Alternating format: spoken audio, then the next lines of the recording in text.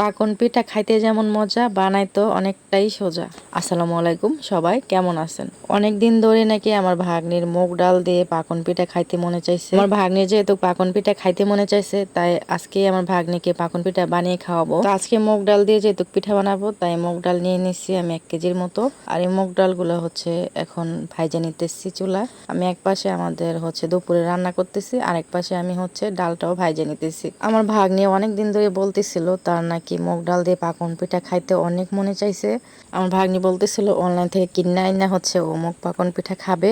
তো আমি বললাম যে আমি যেহেতু বানাইতে পারি তাহলে অনলাইন থেকে কেনার দরকার নাই। ভাগ্নিকে বলছি যে তুই গ্রামের বাড়িতে আইলে তোরে মুগ ডাল দিয়ে পাকন পিঠা বানিয়ে খাওয়াবো। তো আমার ভাগ্নি গ্রামের বাড়িতে আসে, তাই আজকে হচ্ছে পাকন পিঠার আয়োজন। তো আমি কিন্তু মুগ ডালটা ভালো মতো ভাইজা নিছি সবগুলি। পাকন পিঠার জন্য শিরাটা জাল দিয়ে নিতেছি। তো এখানে আমি 2 কেজি গুড় নিছি, আর পরিমাণ মতো একটু পানি দিয়ে দিছি। পানি দিয়ে 2টা এলাচ দারচিনি দিয়ে দিছি, তেজপাতা দিয়ে জাল করে নিতেছি ভালো মতো। শিরাটা হওয়ার পর আমি চুলা থেকে নামিয়ে নিছি। এখন হচ্ছে মুগ ডালটা ভালো মতো ধুইয়া তারপরে হচ্ছে সিদ্ধর জন্য বসাই দিছি এক পাশে। ডালটা কিছুটা সিদ্ধ হওয়ার পর চুলা থেকে নামিয়ে নিছি। নামিয়ে নেওয়ার পর যখন ঠান্ডা হয়েছে তখন হচ্ছে ব্লেন্ডারে ব্লেন্ড করে নিছি। নেওয়ার পর ডালটা কিন্তু অনেকটাই মিহি হয়ে গেছে। তারপর আবারও পাতিলে ঢাইলা চুলার উপরে বসাই দিছি। তো পরিমাণ মতো হচ্ছে লবণ দিয়ে দিছি, আর 2 চামচের মতো হলুদের গুঁড়া দিছি। দিয়ে নাইটে যখন ডালটা ভালো মতো বলকাইছে তখন হচ্ছে আমি চালের গুঁড়াটা দিয়ে দিতেছি। আমি হচ্ছে 2 বাটি হচ্ছে চালের গুঁড়া দিছি। অল্প অল্প করে হচ্ছে চালের গুঁড়াটা দিয়ে আমি হচ্ছে ভালো মতো ডোটা করে নিব।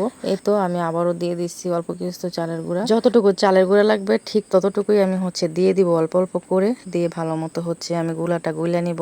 গুলাটা কিছুক্ষণ আমি পাতিলে ঢাকনা দিয়ে ঢাইকা দিছিলাম। পরে হচ্ছে একটা বলে ঢাইলা নিয়েছি। ঢাইলা নিয়ে তো একটু মইথা নিছি। তারপর আমি দিয়ে দিতেছি হচ্ছে ডিম। এখানে হচ্ছে যতটা ডিম লাগবে ততটা ডিমই আমি দিয়ে দিছি। এখানে আমি হচ্ছে 6টা ডিম দিছি। আর বেশি দিলে কিন্তু যে ডোটা এটা কিন্তু অনেকটা নরম হয়ে যাবে, তাই বেশি দেই নাই। এখন আমি পিঠার ডোটা ভালো মতো মইথা নিব। ডোটা যত ভালো মতো মথা যায় ততই কিন্তু পিঠাটা সুন্দর হয়, ভালো হয়। তারপরে এই তো আমরা কিন্তু বানানো শুরু করে দিছি। প্রায় 3 ভাগের 1 ভাগের পিঠা আমরা বানিয়ে ফেলছি। এই পিঠাটা কিন্তু চাইলে 2জন মানুষও বানিয়ে নিতে পারে, কারণ এই পিঠাটা বানানো অনেকটাই সহজ। একজনে রুটি বেলা দিলে আরেকজনে কিন্তু কাইটা বানিয়ে ফেলতে পারে অনেক সহজে। তো আমি কিন্তু রুটিও বানাইতেছি, আবার পাশাপাশি হচ্ছে পিঠাও বানাইতেছি। আমরা মোট 4 জনে আজকে পিঠা বানাইতেছি। আমি, আমার ভাগ্নি, তারপরে লামিয়া, তারপরে আমার মেয়ে। আমরা 4 জনেই হচ্ছে পিঠা বানাইতেছি। আমার মেয়ে নতুন, এর আগে কোনো সময় পিঠাও বানায় নাই। তারপরে চেষ্টা করতেছে পিঠা বানানোর জন্য। পরে আমিও বললাম যে পিঠা বানাও, পিঠা বানাইতে বানাইতে শিখবা। প্রথম প্রথম কেউ অত ভালো পিঠা বানাইতে পারে না। আমরা যখন ছোট ছিলাম আমরা অত প্রথম প্রথম ভালো পিঠা বানাইতে পারি নাই। আমরাও বানাইতে বানাইতে শিখছি। এখন মাশাআল্লাহ অনেক ভালো পিঠা বানাতে পারি। কেউ মার পেট থেকে কাজ শিখে আসে না, কাজ তো চোখের দেখা জিনিস, দেখলেই চেষ্টা করলে পারা যায়। আমরা তো দেখে দেখেই শিখছি, তাই না? আরো সহজ ভাবে বানানোর জন্য আমাদের ঘরে একটা কাটার ছিল, তো সেই কাটারটা বাইর করে নিছি। সেই কাটার দিয়ে চাপ দিয়ে দিয়ে কিছু হচ্ছে ফুলের মতো সেবে পিঠা বানিয়ে নিছি। এই তো দেখেন আমি পিঠা হচ্ছে বানাইতেছি, কতটা সহজ, একদমই সহজ। দেখলে যে কেউ পারবে পিঠা বানাইতে। সবাই পিঠা বানাইতে বানাইতে অনেকগুলো পিঠে বানানো হয়ে গেছে। তো পিঠাগুলো তো ভাজতে হবে। তো আমি হচ্ছে আর কয়েকটা পিঠা বানাই তারপর হচ্ছে ভাজতে চলে যাব। এই পাকন পিঠা কিন্তু আমারও অনেক পছন্দ, আমি অনেক পছন্দ করি সেই ছোটবেলা থেকেই। তো পিঠাগুলো দেখতে যেমন সুন্দর, খাইতেও কিন্তু অনেক মজা লাগে। তো এইদিকে দেখেন আমার মেয়ে সুলতান সুলেমানের টুপি বানাইছে। বলতেছে আম্মু দেখো সুলতান সুলেমানের টুপি বানাইছি, কারণ ওরা হচ্ছে এখন সুলতান সুলেমানের সিরিয়াল দেখে। সুলতান সুলেমানের সিরিয়াল দেখে যে ওরা কত কথা বলে, বাবারে বাবা।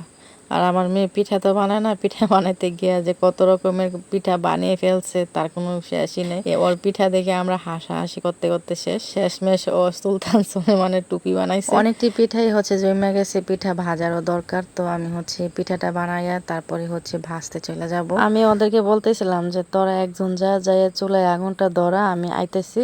ওরা বলতেছে যে না তুমি যাও, তুমি ভালো ভাজতে পারো। ওরা আর কি এই পিঠাটা বানানো হলে আমি ভাজতে চলে যাব।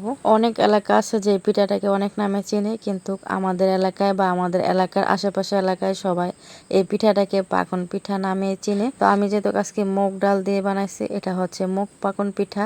এই পিঠাটা কিন্তু মসুর ডাল দিয়ে তারপরে বুটের ডাল দিয়েও বানানো যায়। আমাদের এদিকে বেশিরভাগই হচ্ছে বুটের ডাল মসুরের ডাল দিয়ে বানায়, মুগ ডাল দিয়ে একটু কমই বানায়। পরে তো আমার আমাদের রান্নাঘরে আমি পিঠা নিয়ে চলে আসলাম পিঠা ভাজার জন্য। আইসা আমাদের মাটির চুলায় দুই পাশে দুইটা কড়াই বসাই দিছি, তারপরে আগুন ধরাই দিছি। দেওয়ার পর কড়াইটা একটু ভালো মতো গরম করে নিছি। নেওয়ার পরে কড়াইতে তেল ঢাইলা দিছি। তেলটা একটু গরম হওয়ার পর এখন পিঠাগুলা দিয়ে দিছি। কড়াইতে পিঠাগুলা দেওয়ার পর উল্টায় পাল্টায় পিঠাটা ভাজা নিছি। আর ছোট কড়াইয়ের পিঠাটা আগে হয়ে গেছে, তো সেই পিঠাটা শিরার মধ্যে দিয়ে দিছি।